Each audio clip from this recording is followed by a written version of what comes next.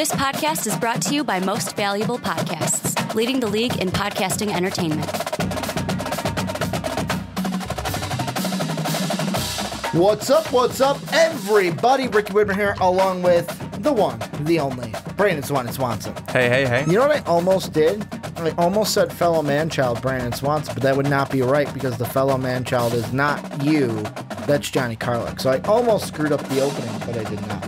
The one, the only, Brandon Swanson. Welcome in to the Primetime Podcast right here on Most Valuable Podcast, your one-stop shop for college sports, mainly football and basketball. Almost a full basketball podcast. We got two basketball topics. We're talking football as well, looking at Texas, looking at March Madness, looking at Josh Allen, the big three. Before we get into it, though, housekeeping. Number one, if you want to help support the channel, help us keep the lights on, check out patreon.com/Most Valuable Podcast. If you want to help us also and flaunt that you love MVP, check out our store where you can buy our MVP t-shirt. Then you got to go to Apple Podcasts and iTunes. If you're on that, listening on that, please give the Primetime Podcast a 5-star rating. And then last but not least, go ahead and bookmark Most Valuable Podcast because you might watch this on YouTube. You might listen to us on podcast services around the world, but you can also get everything at your fingertips by bookmarking mostvaluablepodcast.com to get everything from MVP. But Brandon, let's get right into it. First thing we are talking about today are the Texas Longhorns. And some people might look at this, the question that we're asking, and say, but guys, technically they're in right now. If we look at Joe Lunardi's bracketology, Texas is one of the last 4 teams in. They'd play on the opening round, which is in Dayton, one of the last 4. I believe they would play Syracuse in Lunardi's bracketology. However, this is a team 6 of 8 in conference. They're a team that's 16 and 11 overall. Their seeding is not final, and they could fall just as quickly as they could climb. So with 4 games left, they've got Kansas State on the road, Oklahoma State at home. They go to the field house to play our Patreon Pats team, and then they play West Virginia at home on Senior Day, March 3rd. Brandon, I'm going to ask you, will Texas basketball make the tournament this year? Well, Ricky, it really depends on how this team finishes. The win against Oklahoma this past weekend was certainly a step in the right direction on the road against Oklahoma. Now, you can say Oklahoma, they were ranked 23 at the time, but you can say that this is a team that is Oklahoma, that is, they are just spiraling downwards, and they're in a free fall, and that's true. They are. They've lost 8 of their last 10 games. They have not been playing well, but look at this Texas team, though. They're also a team that has not been playing well. The 2 wins in the last 5 games for Texas is Oklahoma. And Oklahoma stinks right now. So I think that Texas really needs to get it together, and they need to get it going. And it starts on Wednesday on the road at K-State. They need to be able...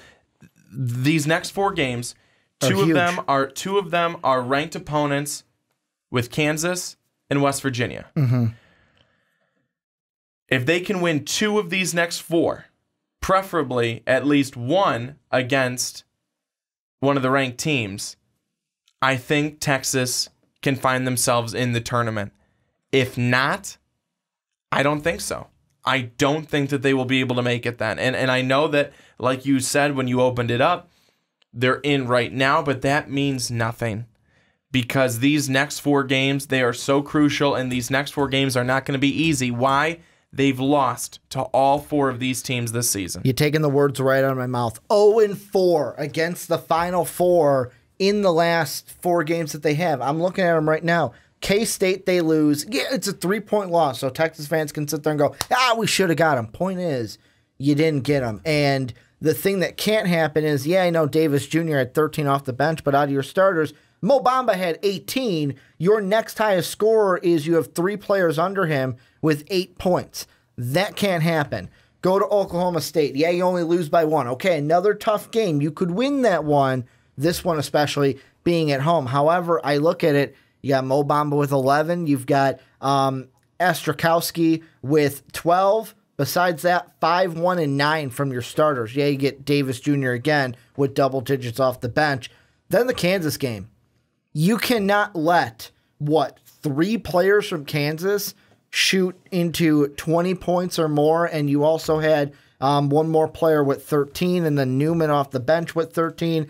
Yeah, you guys had players in double digits as well, but the final four, and the last one is the big one because you lost by over 30 points against Press Virginia, who that game to me might be the toughest of the four, only because of the type of defense that West Virginia brings to it. So the reason why I wanted to talk about this is the exact reason.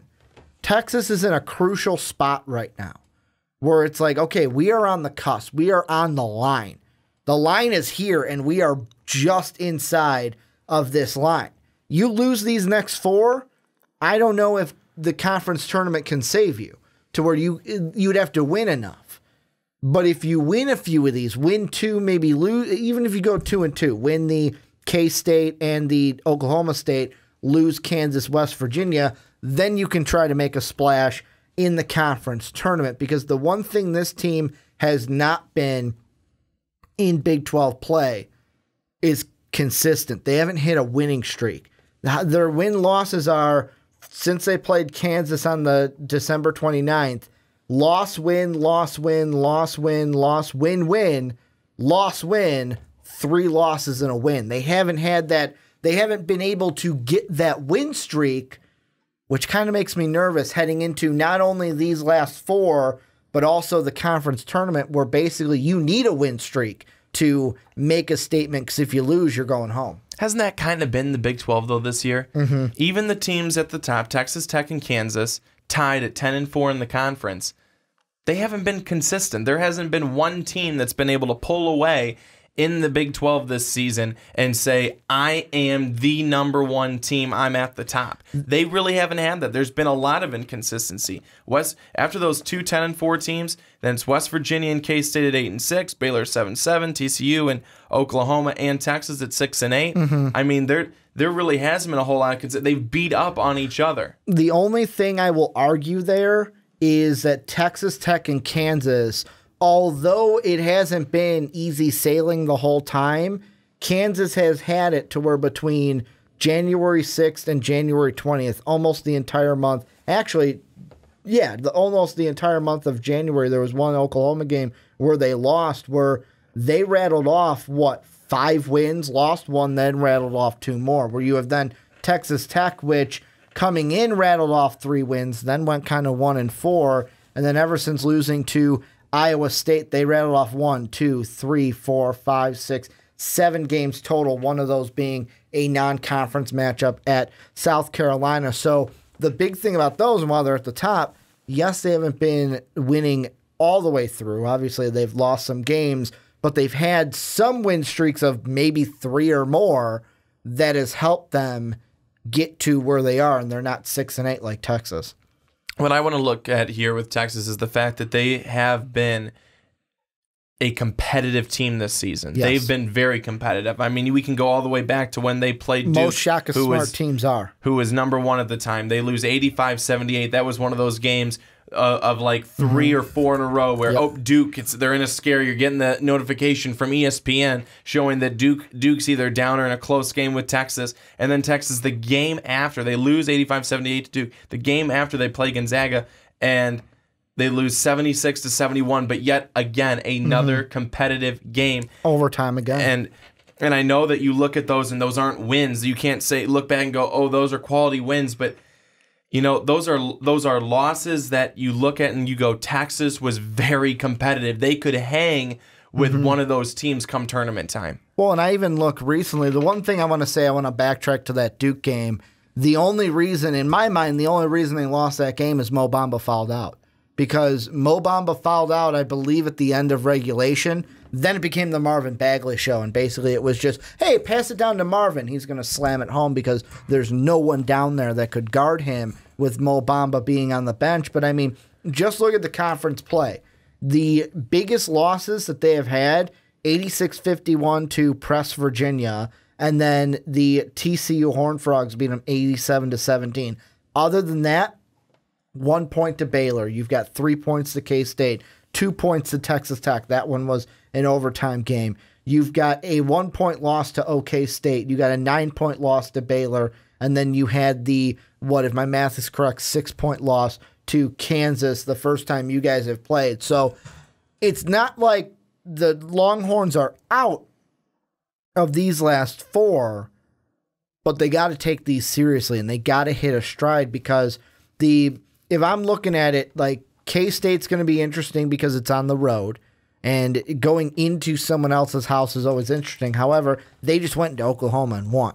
And the thing that basically we can look at because of what they were able to do to Oklahoma, who have a top 10 draft pick in their own, maybe even top 5 draft pick in Trae Young on that team, could we take, and I know it's only one game, but could we take this one game and be like, this is going to be the beginning of something special where they rattle off maybe 3-4 wins and even shock a press Virginia or Kansas? Well, I think that's what Texas is probably hoping for. Mm-hmm. They have to look at this game and say, hey, we just went in and we beat Oklahoma. It doesn't matter where they're at. We beat the number 23 team in the country, and for the second time in 5 games.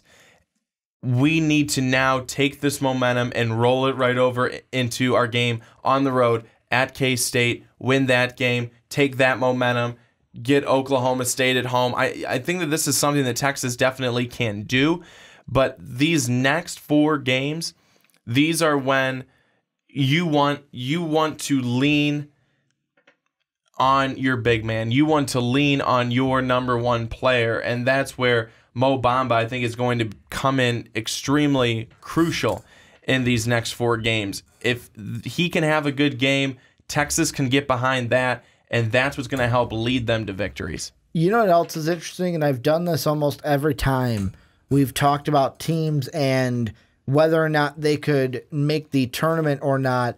Basically, to me, it also comes down to the schedule of the conference tournament, because right now, Texas is 8th. And they're tied with Oklahoma and TCU, so there's a chance that that can flip. They are sitting almost on the cusp of being in good favor or bad favor, because right now they would have to, how the Big 12 tournament works is you've got 7 through 10 play the first round on, last year it was a Wednesday, so they play on Wednesday. Then on Thursday, you get everyone else starts their first game, and then basically from there, it's basically what? That would be 1, 2, 3, 4, 5, 6, 7, 8 teams. It's an 8-team bracket from there. Goes on to the championship.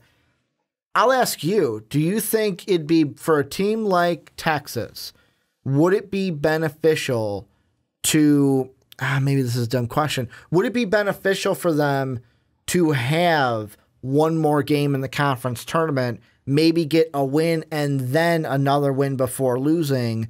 Because maybe it's just me thinking, you're not going to win the Big 12 conference tournament, and that could be, but would it be maybe beneficial in a negative way to maybe play that first round game to get maybe an extra win or a possible extra win on that Wednesday? What do you mean beneficial in a negative way?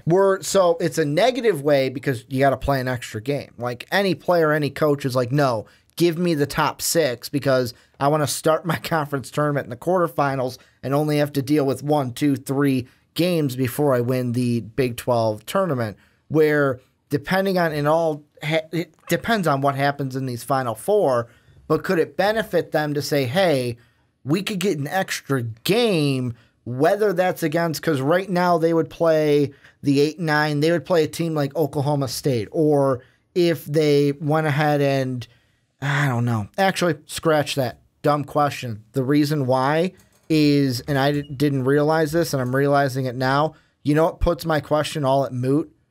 You want to know who they would play no matter where they were in the bottom 4?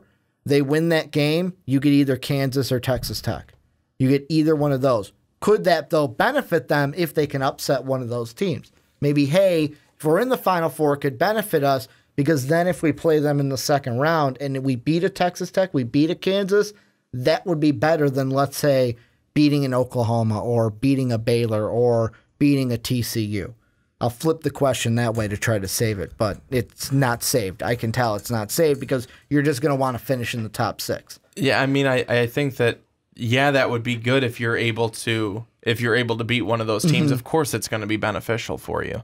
And the way that Texas is looking right now, if they could win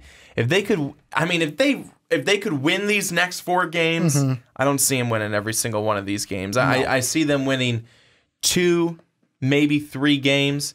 It could land them in the top 6, possibly, depending on what Oklahoma and TCU do. The way that Oklahoma's going right now, Texas could certainly bump Oklahoma to be 7.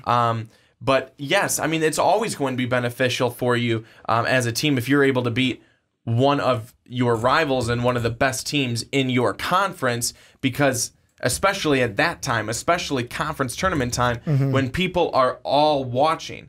I mean, not to say that people aren't watching now, it's regular season, but when it comes to tournament time, all of a sudden, all the people who don't watch college basketball throughout the regular season, and then, of course, the committee who's always watching, that's the time when they're looking at this as these are crucial, pivotal games. If you're able to win one of those, if you're Texas, and you knock off a Kansas, you knock off a Texas Tech, and you keep rolling in your tournament, the Big 12 tournament, yeah, now you've got a lot of eyes on you. Now you've already done something. Now you've done something special, and it's helping to pave a road for you for the NCAA tournament. Well, and the thing that I'm looking at right now is the teams ahead of them. And before I say that what they're going to play, I got a question for you. ESPN standings, I'm looking at it, and they've got the Sooners over Texas, and I'm a little confused there because, yeah, Texas is 16-11 compared to Oklahoma's 16-10, but they both have the same conference record, and Texas has beat Oklahoma twice. Shouldn't Texas have the tiebreaker? Should they beat it twice? That's what I'm thinking. You would think, unless ESPN is wrong, which they happen to be. I'm assuming they're wrong because usually people go off of head-to-heads for the first tiebreaker, but that point being moot, the thing that is also important is the 2 teams ahead of them, as you mentioned. Oklahoma, their next 4 games. At Kansas, so they play a similar opponent in Texas. And that's tonight. They play K-State at home on the 24th. They go at Baylor, and then they play Senior Day at home against Iowa State, a team that they lost to by 8 points in Ames earlier in the year. And then TCU, they've got that same Iowa State team in Ames. They've got Baylor at home. They've got K-State at home. And then they end the year in Texas Tech on Texas Tech and the Red Raiders for their Senior Day in Lubbock, Texas, I believe it is. Yep. So you got each of them where I would say out of the 3 teams, Texas may have the hardest one. I think they do. Only on the fact that you're playing 2 ranked teams, and one of those ranked teams, and Kansas is a similar opponent. So you can look at it, us, the stat junkies here, not playing basketball, we could look at it to where it's like, all right, if Oklahoma loses tonight and we lose against Kansas, then that's a wash, whatever. We can throw that game out the window. However, that next ranked team that you're playing is no pushover. They are one of the best defensive teams in the nation, and I feel like if Texas is going to want to make the tournament, they've got to beat either Kansas or West Virginia. They got to make a statement in one of those 2 final games. They have to. I mean, they absolutely have to. And I would agree with you. I think Texas has the tougher road in these next 4 games, especially with Kansas and West Virginia going back to back to end the season.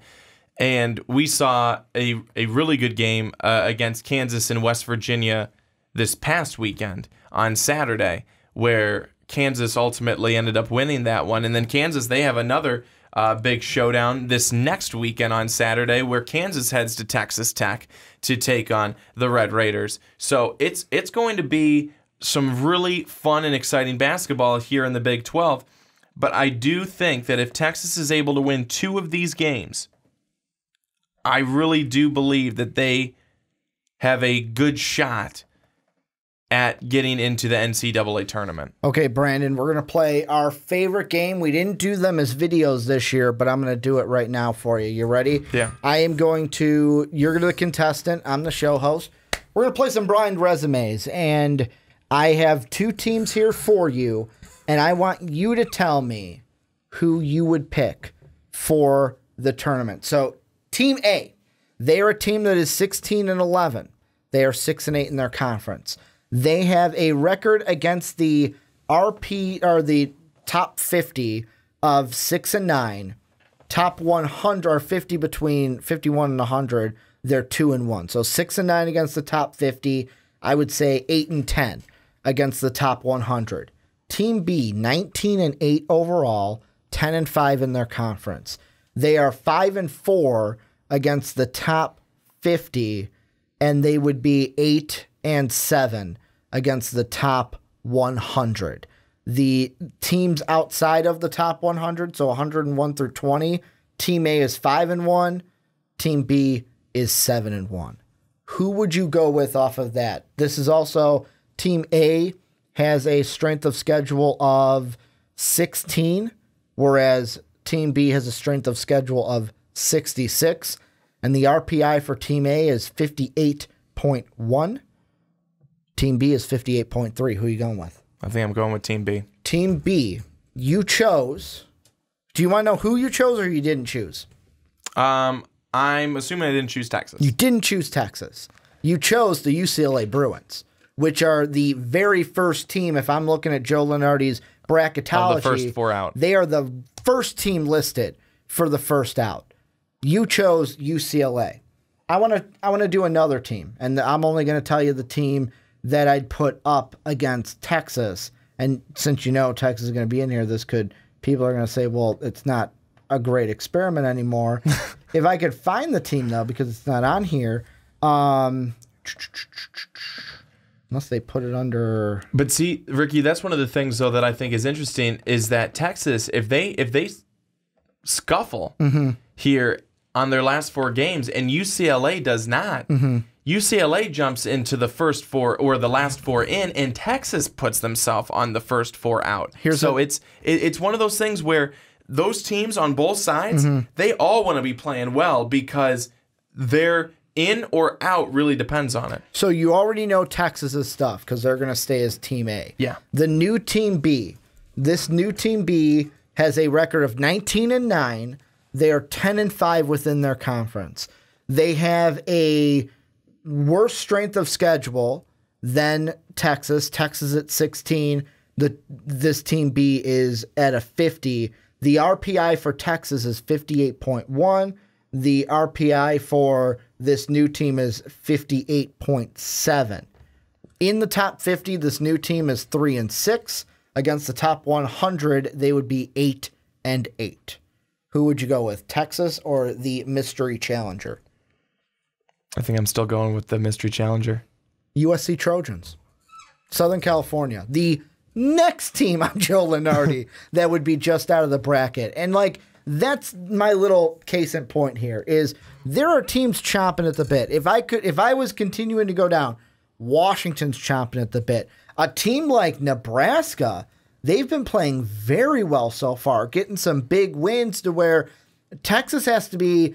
I don't want to say if you're a Texas fan, you have to be worried about these next four games, but even if you go 2-2 and then go one and done in the Big 12 Conference tournament, there's a good chance that a 2-2 in the Final Eight and a one and done might not even be enough to get you into the tournament, although you're technically in it if the tournament started tonight. But I will say, for anyone who's saying, Brandon, how are you continuing to pick against Texas? I mean, they may not be as good record-wise as some of these other teams, but Texas has the better strength of schedule. They're probably playing the better teams. They're right. They're right in those terms. Knowing that Texas lost to a number 1 Duke at the time, a number 17 Gonzaga at the time, a Michigan team who they lost to by 7, which is now a ranked team, that's all obviously outside of their conference. They've played well against them. They've all been close games. An 85-78 loss with Duke, 76-71 with Gonzaga,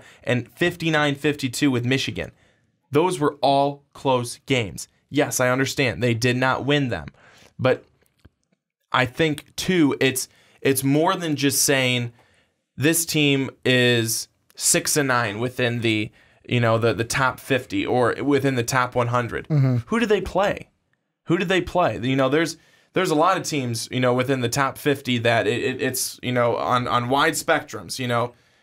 The one team is way over here, 50 is way over here, but they're in the top 50. So I think it's, you almost need to know, who did they play? How did the game go? Yeah, I get it. They lost, but were they competitive? Was it a blowout? Did they have all their players? Were they fully healthy? This, that, and the other thing.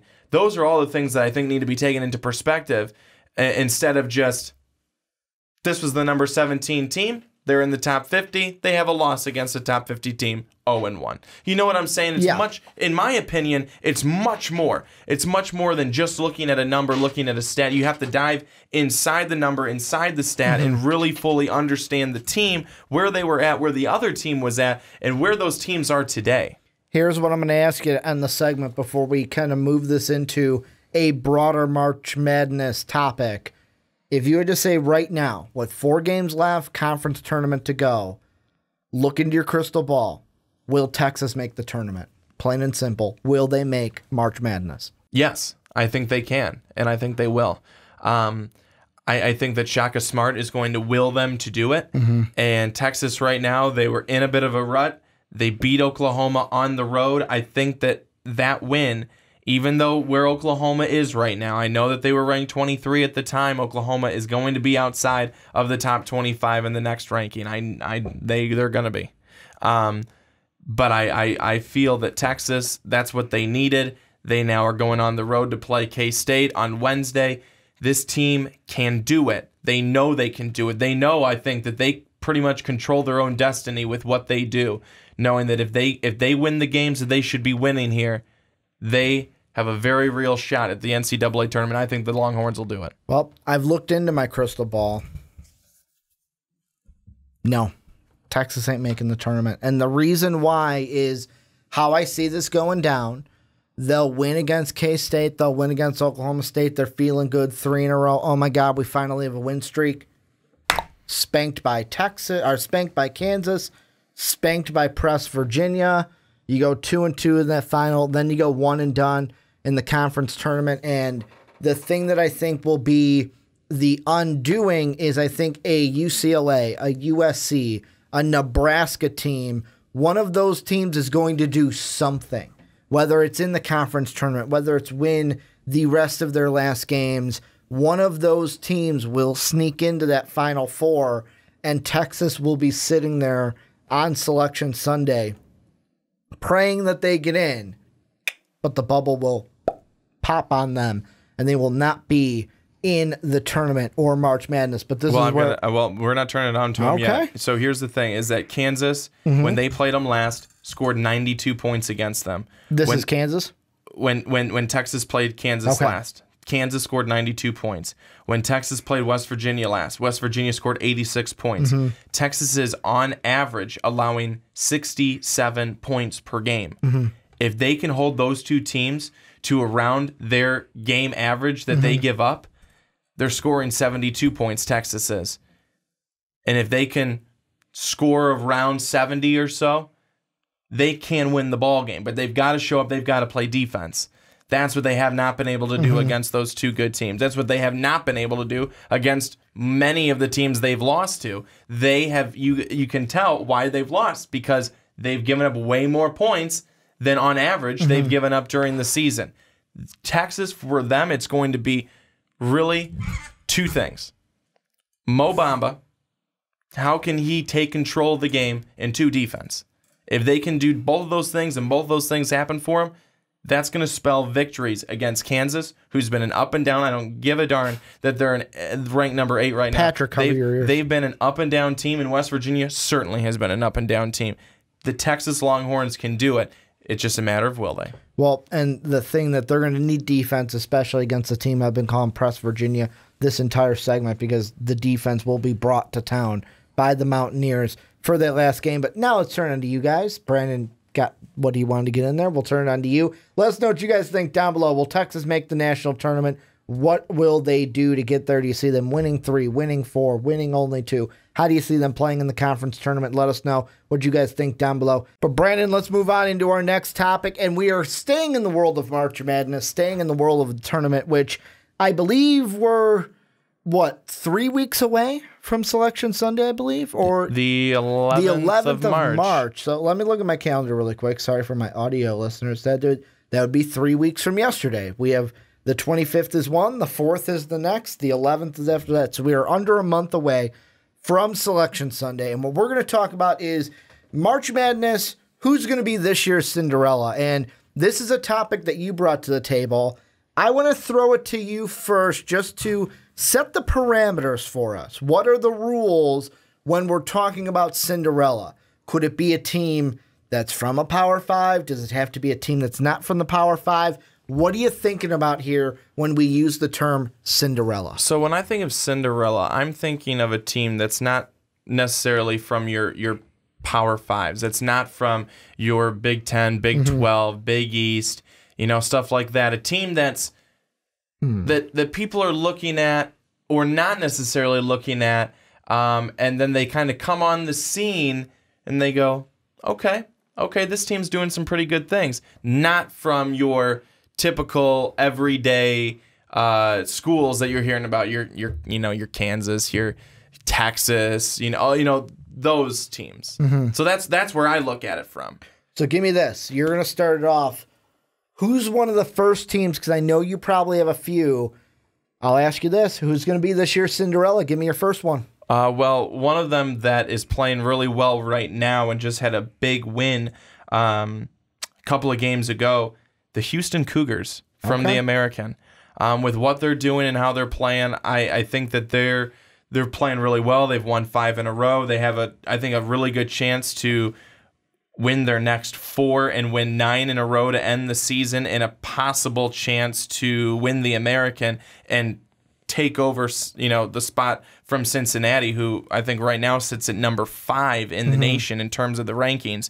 Cincinnati 12-2 in the conference, Houston 11-3. This is a Houston team. They've got 3 guys scoring in double figures, and a team that's kind of, I don't want to say has come from nowhere, but has quietly crept up.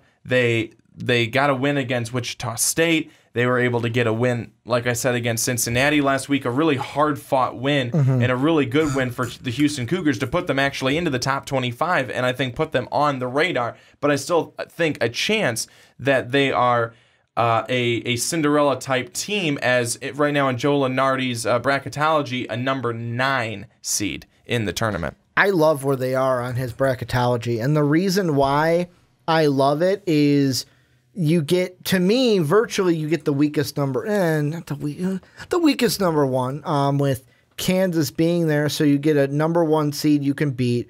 Then you get, if top seeds move on, then you're playing either the Zags or Arizona's. Arizona could be tough. Zags are tough, but they could possibly get through them. Then in the, what would that be? The Elite 8, you're playing either Kentucky or North Carolina, and anything can happen with those 2 teams this year before you're playing virtually the only team that could possibly stop their Cinderella run, Michigan State. Or you upset them. This is probably, if this bracket ends up being true, which Joe Lunardi is pretty spot on when it comes to knowing what the committee is thinking, this could be a good setup for them to maybe make it to the Final Four. I wouldn't put my money on Houston making it to the Final Four, but they could be a team that makes it to the Final Four. I'm going to take your Houston, and I'm going to raise you a Bonnie. I'm going to go 8-10. Yes. I'm raising you a Bonnie. I got the St. Bonaventure Bonnies as my number 1 Cinderella, where you might be thinking, well, Ricky, why do I know this team like the Bonnies? Where are they? They were, I want to say a couple years ago, won their conference tournament in shocking fashion to make the March Madness tournament. But right now, 20-6 overall. And I know that they're not playing the toughest of opponents. The only Power 5s that they've played, they beat Maryland on neutral court, lost to TCU. They beat Syracuse in overtime.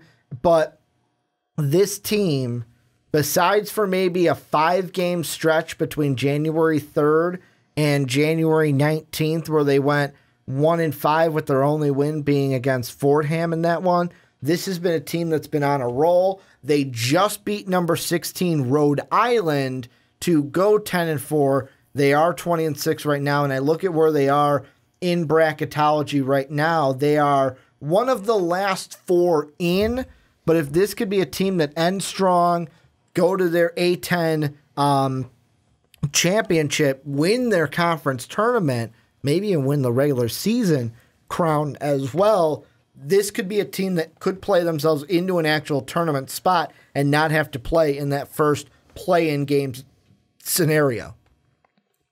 You know, I think that when I looked at St. Bonaventure, that's one of the teams that certainly most people are not looking at, but have had themselves actually a pretty good season this year. And I know, like you said, they're not necessarily playing the toughest of opponents in terms of when you think about what a Big Ten opponent's playing and who a Big Ten opponent's playing and ACC and everything like that. But St. Bonaventure, certainly, they're one of those teams, especially in the spot that they're at, predicted on Joe Lunardi's bracketology in one of those kind of, I don't want to say tricky, but in one of those could be tough type of opponents, especially in the spot that they're at. Well, and the thing that I like about them, let's say they are where Joe Lunardi has them, Baylor is a team that they can beat in their first round game.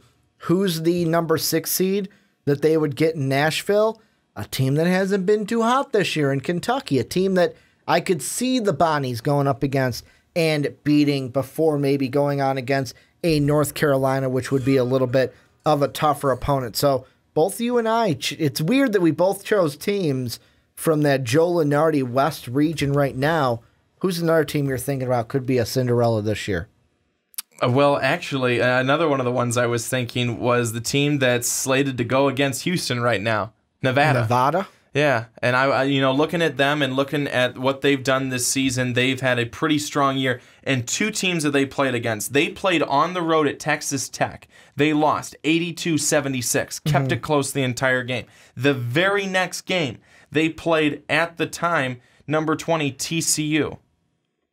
They lose, but keep it close, 84-80.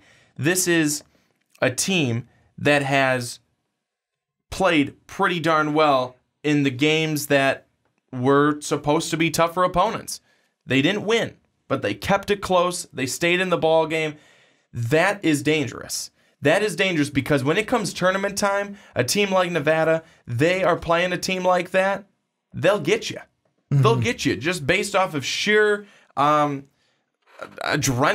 They'll get you. So it's one of those where right now, regular season, they weren't able to do it. Come back and get a team like that in the NCAA tournament, they can sneak up on you. Well, and those 8-9 seeds are always one that is kind of interesting to me because usually they don't beat the number 1 seed. But hey, those 8-9 teams, we know it from calling and trying to guess each time who's going to win these games. But 8-9 is a flip of the coin. Flip the coin, you'll have a better chance of guessing it right than you would guessing it on your own. But also, they could go up against that, again, going up against a weaker number 1 and could top off the Kansas Jayhawks. I'm going to raise you yet again, and this is one that I think you're going to like. You ready for it? Yeah. This is a team that has been to the national tournament twice already. They went 2 years ago. They beat a Big Ten team, then lost to, I want to say, an ACC team. Then they go to the tournament last year. They beat a Big Ten team. Then they lose to I want to say, a Big East team.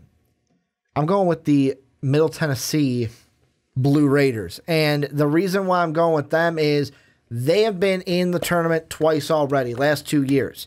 They beat Michigan State 2 years ago, lost to Syracuse. That Syracuse team that, let's be honest, that team was on a roll. We actually, I believe that was the year we got to see that team play in the Sweet 16 at the UC. That was a very, very special team. That was the year that they, I want to say, beat Gonzaga in that Sweet 16 game. Do not hold me to that. I'll have to double check it. But this is a team knows what it's like to be in the tournament. They've been one and done the last 2 years. What's going to happen this year? Could this be the year they crack it to get to that second weekend? And right now, we're basing it off of Joe Lunardi's bracket.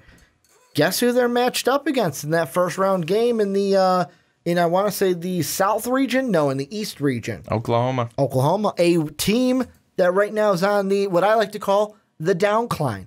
They're on the little bit of a downcline right now.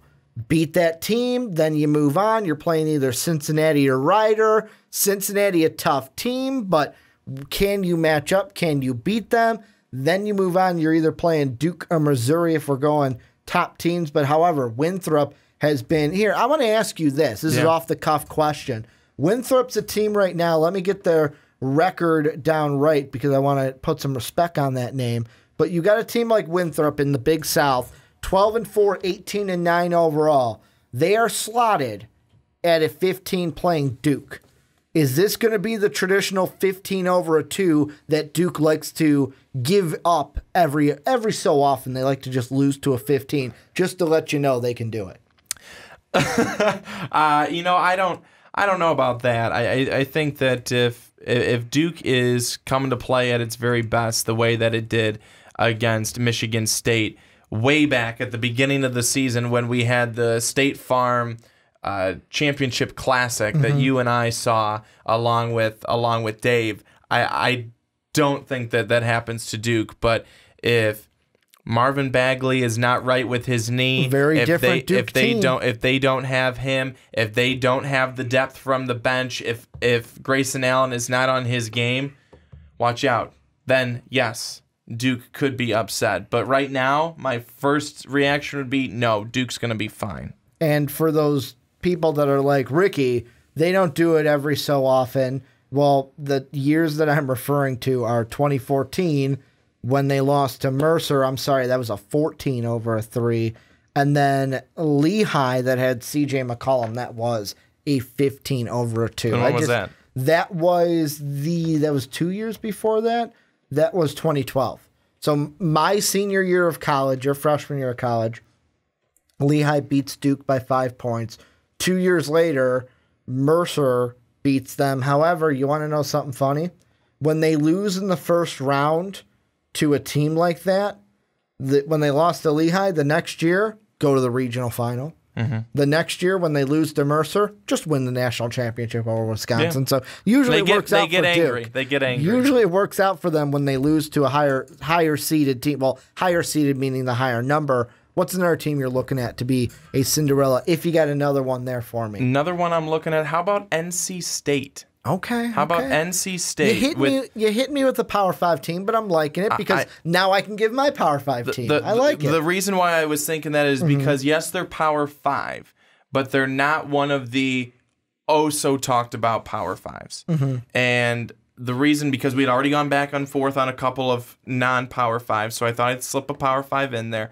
But NC State sitting at an 11 in the South. And right now that they would go up against Texas A&M, I could see NC State winning that game.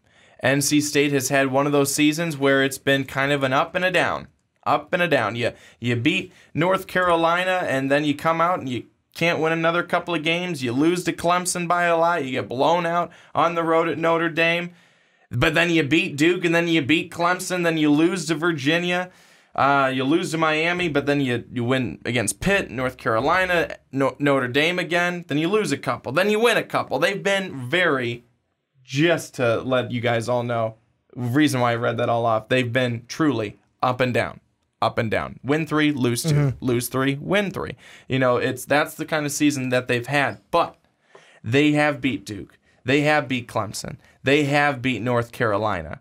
This is a team that I think you get them in the tournament, they can be pretty scary, especially at the spot that they'll be at. Because right now, for me, a Texas A&M versus an NC State, I'm not scared by Texas A&M. I'm really not. I'm glad you said NC State because I'm going to take your NC State. You're going to raise me another one. I'm going to raise you again. How about some Cornhuskers? How about some Nebraska? This is a team that you might be sitting there going, Ricky, they're a top 5 team in the Big Ten. Get out of here with Cinderella. But as I hit the button, I got so excited I hit the off button on the board where this is a team that, they're top 5 in the Big Ten. They're 20-9 this year, 11-5 in the conference. Not in Joe Lunardi's bracket right now. They are, I believe, the 4th team out. You have UCLA, USC, Washington, Nebraska. Not in the tournament right now. Their final 2 games are against Indiana at home. Then they got Penn State at home. Final 2 games for Michigan, who's tied with them. They go at Penn State, could be a loss. They go at Maryland, will probably be a win for them. And the thing that'll be interesting with those two teams, they're tied 4-5. Here's the implication on that. If the conference tournament started today, Nebraska would be the 5. That would mean they would not start day 1. The tournament would start day 1 with its 2 games. Then they would play on day 2. Well, if you go up to 4, you move ahead of Michigan, then you're not playing until day 3, and you only have to win 3 games to win that Big Ten tournament crown. This is a team that I believe, let's say they do go 5. Let's say they go 5. They would have to play the winner of the 12-13 matchup, which would be either the Fighting Illini or the Scarlet Knights. Are you going to, I'm looking at the camera for my audio listeners. Are you going to take either the Fighting Illini or the Scarlet Knights to beat the Cornhuskers? I'm an Illini fan and I wouldn't do that. Then in the next game when you win, you'll play number 4, which would be Michigan. Tough game. Then if you win, you'll probably play, unless they get upset, you'll play the number 1 team, which would be Michigan State. I believe the Cornhuskers can give Michigan State a run for their money, and that would be a huge win. They could be positioned to have big wins over a ranked team like Michigan, if they're 5. Ranked team like Michigan, ranked team like Michigan State, then maybe even Ohio State and Purdue. They would have to run the gauntlet, but they could be a team that could do it to then carry that momentum into the tournament and just shock the world. Ricky, I'm going to ask you a question, and I know where they sit in terms of Joe Lunardi. Is it possible? Can Penn State make a run? Yes. Run the table? Yes. And get to the tournament? And maybe even have a little bit of the magic that Northwestern saw last season? Yes. No, they can't. And the reason why is this is a team that we've seen beat Ohio State. They only lose to, they almost shocked the world this past week. They beat last Sunday on the 18th or the 15th. They go ahead and beat Ohio State. What the hell? We're recording the fast break, and Sean's been saying, oh, yeah, Ohio State's a better team this year, when we were talking about one of their prospects at the end of our podcast. And I looked and I was like, Penn State beat them? Penn State They didn't beat just Ohio beat them. State? They throttled them. A 79-56 throttled them, but that was at home at Penn State. Then you go into Purdue, into West Lafayette, you only lose by 3. That's a quality loss to me. That is a quality loss against a top 10 team. Penn State, they play one against Nebraska, like I said. They also play this upcoming Wednesday a Michigan team. So the day this is posting on YouTube, this team will be playing Michigan at home. They get a win over Michigan, then barring what they do against Nebraska. I'm only going to use the standings as they are right now. Penn State is, I talked about that Nebraska team being the 5th team. Penn State would be the 6th team. So that means they would have to play the winner of the 11 and 12 game. That would be the winner of Iowa and Minnesota. They're going to beat either one of those 2 teams, I believe. They move on to the next game. Then they play the 3 seed, which right now would be Ohio State. Oh, guess what? They just beat them. Move on to the next game, a possible meeting with Purdue. Oh, wait, guess what? We only lost by 3. I know I can beat you. I know in my head that I can beat you because it was so close. I let you get away that. Basically, I let you get away that last time. Now I'm going to beat you when it counts. You move on. You play in the championship. Anything can happen in that championship. But even if you lose that championship game against the Michigan State, you just beat Purdue. You just beat the Ohio State Buckeyes again. You're in the tournament at that point, and then that gets you in the door to make a Northwestern type of run. So, yeah, I think that Penn State could make that run this year. They just got to make the tournament. They got to have a good conference tournament, and maybe a win against Michigan would help too. I'd almost like to see it. When we were talking about this a while back, we actually talked about it with Matt, I believe, of how many teams from the Big Ten we thought we were going to get in because the Big Ten was down a little bit this year. 3, maybe 4, I think is what we were thinking at the time. Where was Nebraska and Penn State all season long? I mean, if they would have been playing the way that they were playing right now, we'd be looking at 5, 6 teams from the Big Ten, but they're starting to come on now, and even still, it's going to be really interesting because Penn State's last game is against Nebraska. Yeah, no, that is, and that's going to be a big head-to-head when it comes to what's going to happen with those, because I was quickly trying to find when we talked about that with Matt, because I remember talking about that, and the one thing I want to look at, and I'm actually going to look at it while you talk next, is what have these two teams done since then? Because for both Nebraska and Penn State, like I'm looking at Penn State right now, they were a team that was 3-5 in conference on January 20th.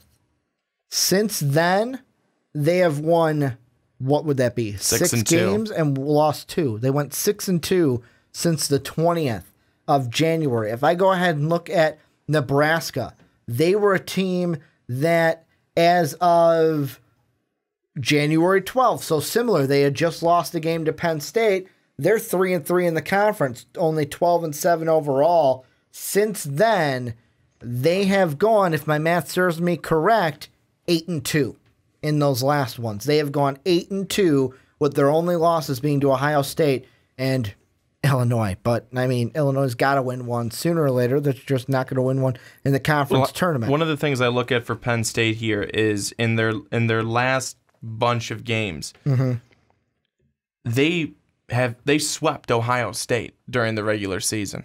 They beat Ohio State on the road 82-79 when Ohio State was the 13th ranked team. Then they beat Rutgers. Then they lose to Michigan State 76-68 in a close game.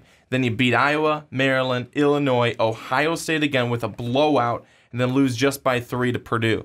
This Penn State team right now, watch out. If I'm Michigan, I don't want to be playing them right now. If I'm Nebraska, I don't want to be playing them right now. And you're Nebraska at home playing against Penn State. So that's the reason. Again, I know that we started this off kind of saying no, we didn't want to look at the the like Big Ten, ACC, stuff like that. I was hoping you'd get into it because I wanted to mention Nebraska something fierce. But we're talking about some of the teams that are very much bubble or even off the bubble right now a little bit in the other way. Penn State really, I think Penn State has a better chance than Nebraska does, even though Nebraska's ahead of them. I think Penn State's been playing better basketball and has a real chance to end the season. If they beat Michigan and they beat Nebraska, to me, Penn State is in. Just for a little reference point, we recorded that Big Ten segment on January 22nd.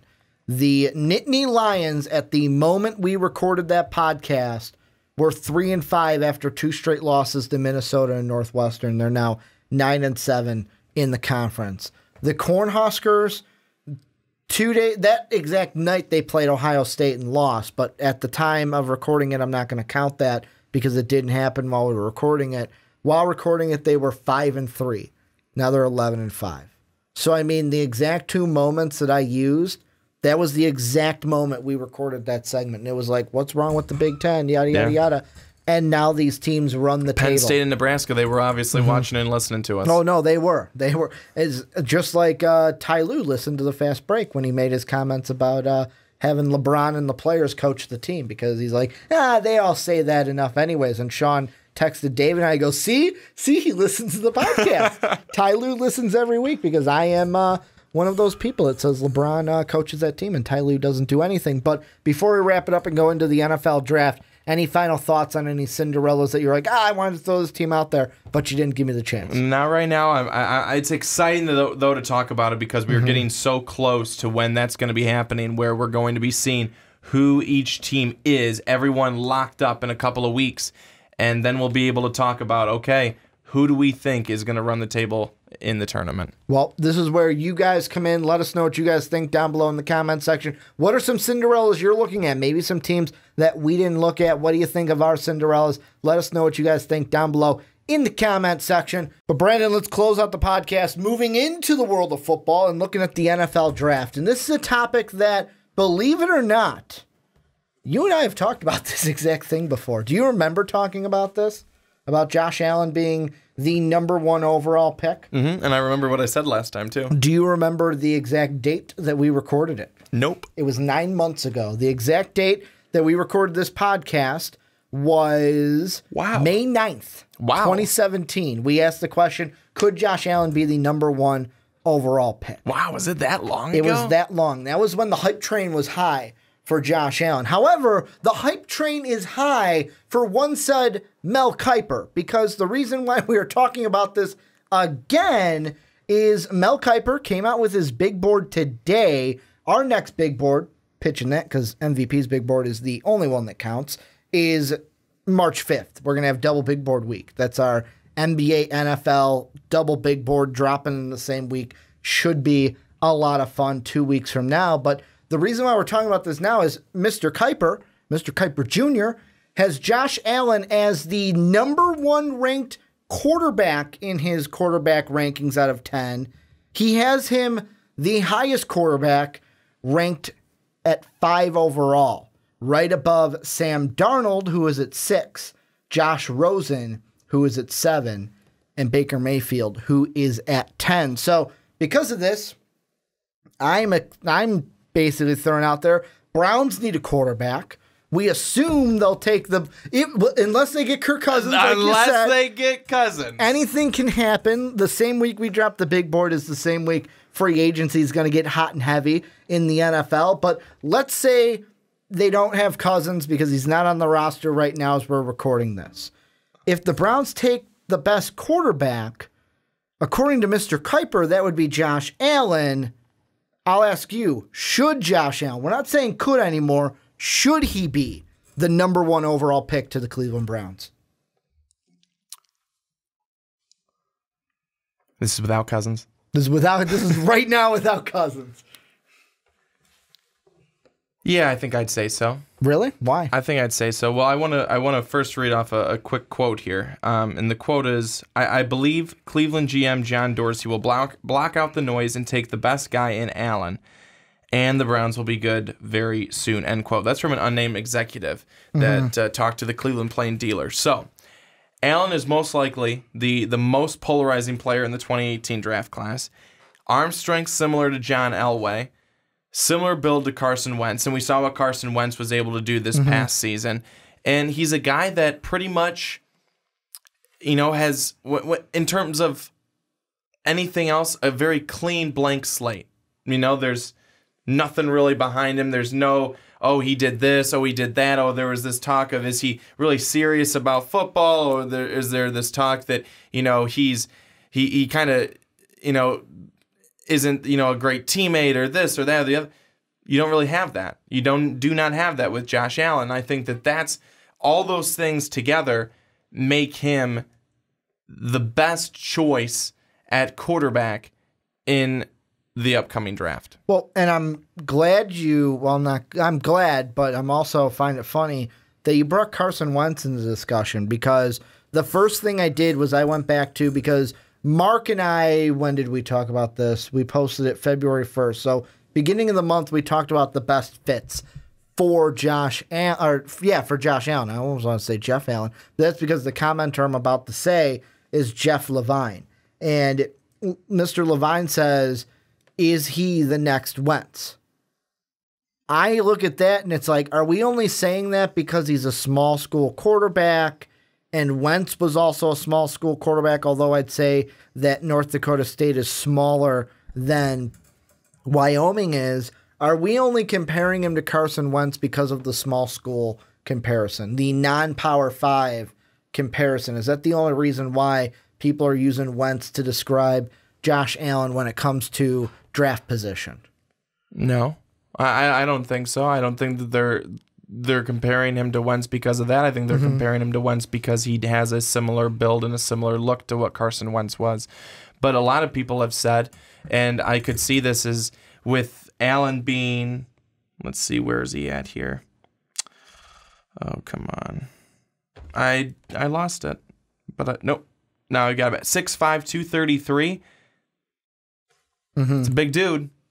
Like Big Ben Roethlisberger. I'm glad you said that. You're reading my mind. I think that's That's if you look at Big Ben and you look at the career that Big Ben has had, he's been very successful. He's put up a lot of good stats, and that's not necessarily to say that stats are the only thing. He's also won, and the Steelers under Big Ben have won a lot of games, have won a lot of AFC North titles.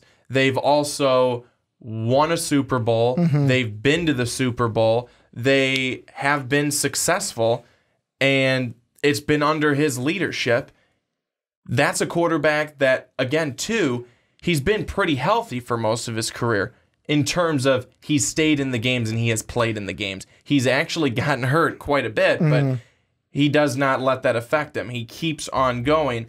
If Josh Allen is able to, well, hopefully stays healthy, but is able to lead a team the way that Big Ben has led a team, that's going to be successful for Allen. If teams look at who are looking to draft and they look at what Big Ben has done, they look at what how Allen is similar to that in terms of his build and his look there, and in terms of when people compare his arm to that of John Elway's, you look at a guy who is really very good and a guy that you want on your team. And when people are saying if you go with Allen, the Cleveland Browns are going to be very good for a very long time, those are all things. Why would you not want to take him at number one? Well, and the thing for me is I'm going back to my notes, and when I was watching and dove into Allen's film, the things I saw as strengths, his size, he's prototypical. Like, that's his size, where the one I'm looking at, NFL.com, they have him as 6'5", 233. We'll get exact measurements of arm length, hand size, how big his foot is, how big his nose is, whatever they measure at the combine, because it seems like they measure everything at the combine. Right now we have 6'5", 233 on NFL.com. I had his size, which to me is prototypical. His arm strength is amazing. He's mobile. He's a good athlete. Only weakness is he makes boneheaded decisions, and his accuracy is god-awful sometimes. Like, his accuracy, there's a reason why he's only completed 56% of his passes as his high. That's the highest he's ever completed in a season. However, when I watched him, I totally agree with guys. I'm throwing in a comment here from Jason Gallegos. Correct me if I'm wrong, Jason. He says, Josh Allen could potentially be the Browns' version of Ben Roethlisberger. He plays in bad weather and has the arm strength to compete in the brutal AFC North. When I watched him play, I was like, shit, he kind of looks like Big Ben. He kind of looks like a skinnier Big Ben. Put on some muscle and you could basically be Big Ben because he's just as tall as Ben. Well, I wanted to go back to what you had said in terms of his mobility. Talk about a mobile quarterback. There have been some things, and when you watch this kid on film, what he's been able to do to help create a play for his receivers. He's created a play. He's created time for his receivers to get open, where he takes the snap, he runs in, then comes back, then rolls out to the right, then points down the field for where his receiver needs to go, throws it, and throws a strike into the end zone. That is great pocket awareness. That is great vision by a quarterback. That's great playmaking skills by a quarterback. And that's something that Allen is certainly able to do. One of the things that I loved coming from Mel Kiper is that, a quote, "You've got to look beyond the stats. Stats are for losers, in my opinion." End quote. I love that. I think that's hilariously awesome because, in a sense, he's right. That's great. There's a lot of people that have a lot of great stats. How much winning do they do? Well, and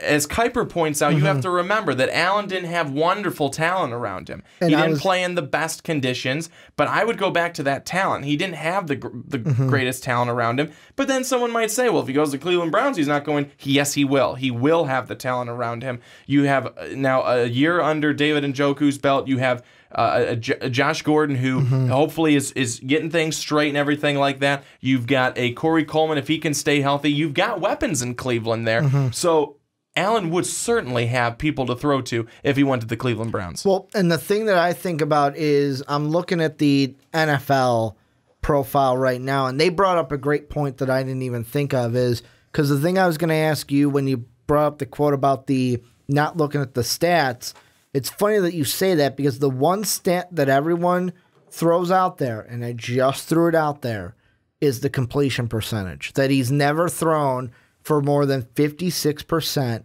in either of his seasons as a starter. And they even say here, like, that you don't see that as in a starting quarterback in the pros. Like, the completion percentage that we look for is 60%. You're completing 60% of your passes, you're pretty good at being a quarterback, and that's usually like the baseline that we look for. However, the point that they bring up that I didn't think about, they say Allen's receivers struggled to separate.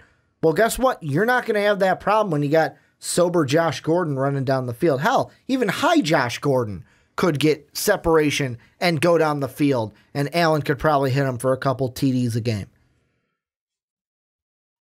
Sorry, I thought you had more to say. No, I was just looking at you, looking for your response. No, I think you're right. I think you're absolutely right, and that's. But how many times have you seen where this guy, he only had 57% completion percentage in college, and he couldn't get over this percent, and then they come into the NFL, and all of a sudden, I mean, everything's getting completed. You know, they're one of the most accurate quarterbacks. I think that it's one of those things where you get put in a situation that's going to be right for that guy, they'll be successful.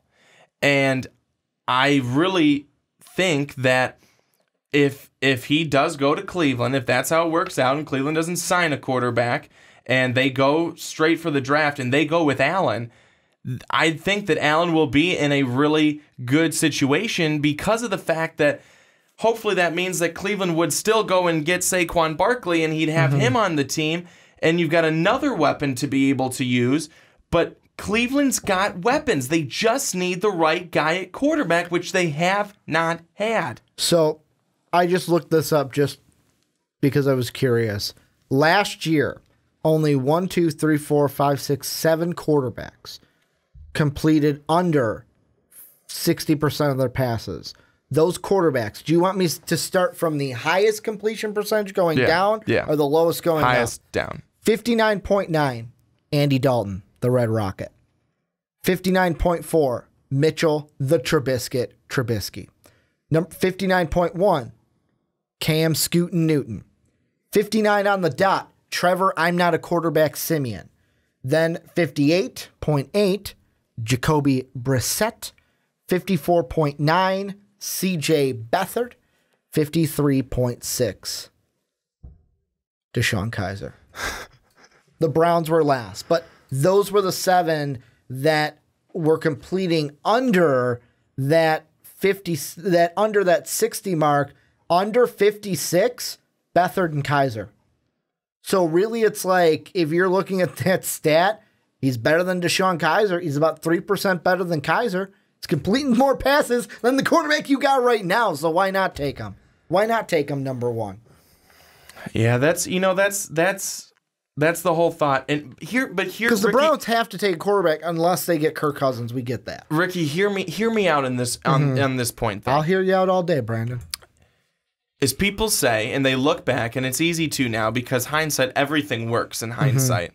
But the fact that people will say now, if the Cleveland Browns would have signed Carson Wentz, drafted Carson Wentz, if the Cleveland Browns would have drafted Deshaun Watson, they would be good now. They would have been good last season. They could be. Here's my whole thought, though. Would they have been? Different situation. Would they have been? Because Cleveland has seemingly ruined most quarterbacks that they draft or get. Would it have been any different? Or would we have been looking at wasted talent sitting in Cleveland? And the thing is, like, you look at the Carson Wentz is the big one for me because the thing that I think about, and I'm looking for the exact one because it was actually a funny comment, but basically the comment that we received on one of these videos was, what do the Browns need to do? They need to use their draft picks this year to trade for a time machine to go back in time and just draft Carson Wentz. That's what they need to do. I found that one pretty funny, but you look at this, and the thing that I think about is just look at Philly. Look at the turnover that Philly has done in the last 2 years. I believe it was Colin Cowherd had a graphic. 2 years ago, they had a coach that gutted this entire team. They didn't have a coach after firing Chip Kelly. They didn't have a quarterback. They were seemingly not where they were. And in 2 years, they win the Super Bowl. So, I mean, it's hard to say that Carson Wentz goes to the Browns and has the same success. Is he having the success because he's a great quarterback? Yes. But it's also because of the situation you are put into. And that's the thing I want to ask and kind of flip this over into an NFL thing, because Mark and I on the Onside Kick this week are not going to talk about the Browns. Are the Browns the right fit for Josh Allen? Should he go, and this brings in the question, should he go number one? Will going number one be beneficial to Allen, or should he go to a Giants at number two, a Jets, a Denver, a X team that needs a quarterback? Hell, even in Arizona that's, I want to say 15th if I'm spitballing off the top of my head. Would any of those options be better than him going number one to Cleveland? Well, I actually think that if we knew Cleveland wasn't going to completely ruin him, I would say go to Cleveland, because Cleveland's coming off. This is actually the perfect time to go to Cleveland. You can't get any worse. They can't actually take you to negative wins. If they could, Cleveland would have found a way to do it, to go -1-16. But they won 0 games. They can't get worse. They can only do better. Or the same. But I'm assuming they'll do better. This would be the perfect time for a rookie quarterback to come in, learn. You're going to have some mistakes, yes. But can you learn a lot? And will the Browns be expecting you to be amazing right away? 5 wins would be amazing right away. 6 wins would be amazing right away. I think it's a perfect situation. I don't think that the only other situation that I would probably think, if things stay the way they are as is, Denver. maybe Denver, but I don't think they're going to stay the way that they are. I think they're losing 2 wide receivers. And when that happens, I don't want to be anywhere near Denver. Here's what I would do if I was Cleveland, and this is going to flip it into answering the final question and ending the podcast. Should Josh Allen be the number one overall pick to Cleveland? No.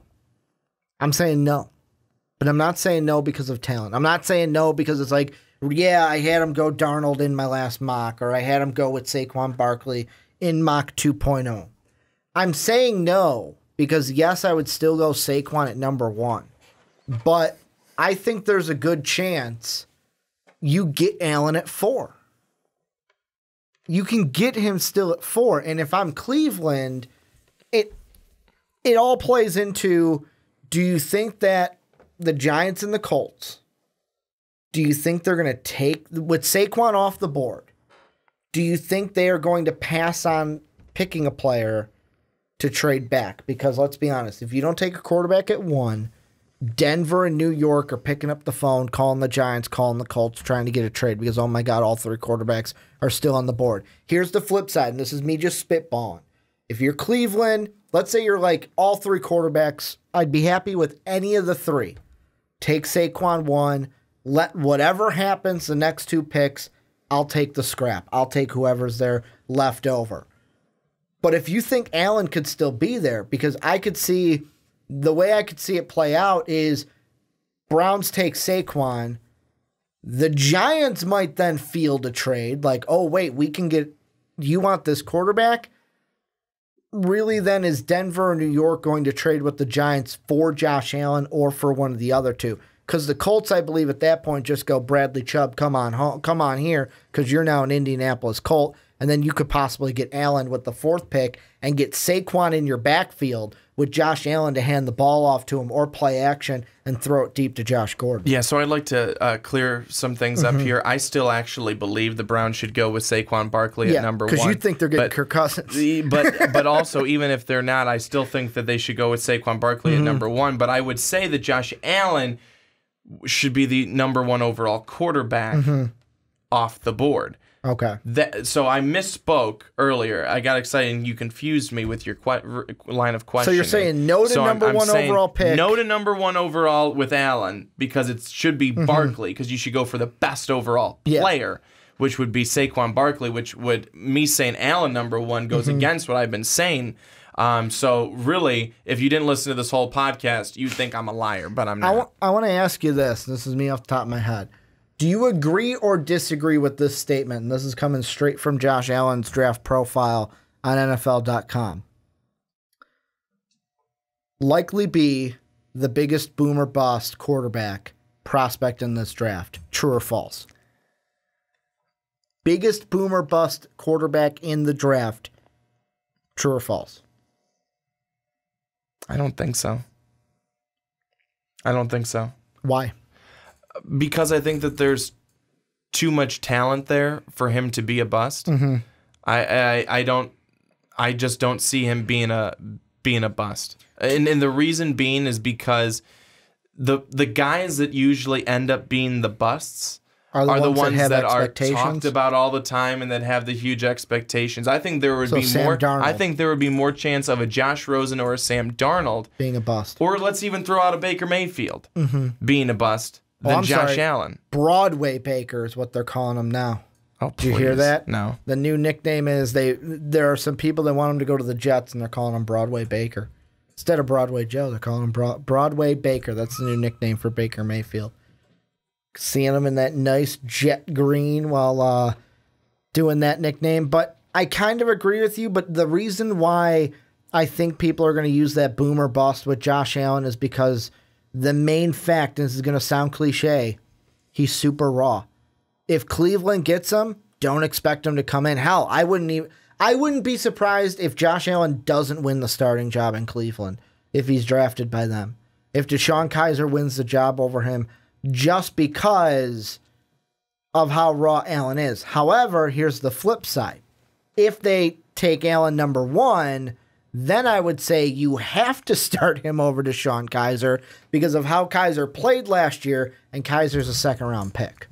That's what I would think of. But before we end the podcast, any final thoughts on Josh Allen being the number one overall pick? Well, again, I just want to clarify that I would say that Saquon Barkley should be the number one overall pick to Cleveland, and then because he's the overall best player that they could go get, and that he would significantly help them, and it would help their running back situation. In a year ago, I would have said no, Isaiah Crowell is just fine, but the way that Crowell played this year was really, really underwhelming and disappointing. So I would say they need somebody better in that backfield, and Duke Johnson doesn't look like he's going to be the everyday guy either. They like him a lot more in a third down, kind of role and stuff like that. But then I would say that if Josh Allen could very easily be the first quarterback off the board, and I would not be surprised. But for Cleveland, number one overall pick, I would go with Saquon Barkley. That's where I'm at. But I still think that Allen has a lot of talent, and really, right now, could be the best quarterback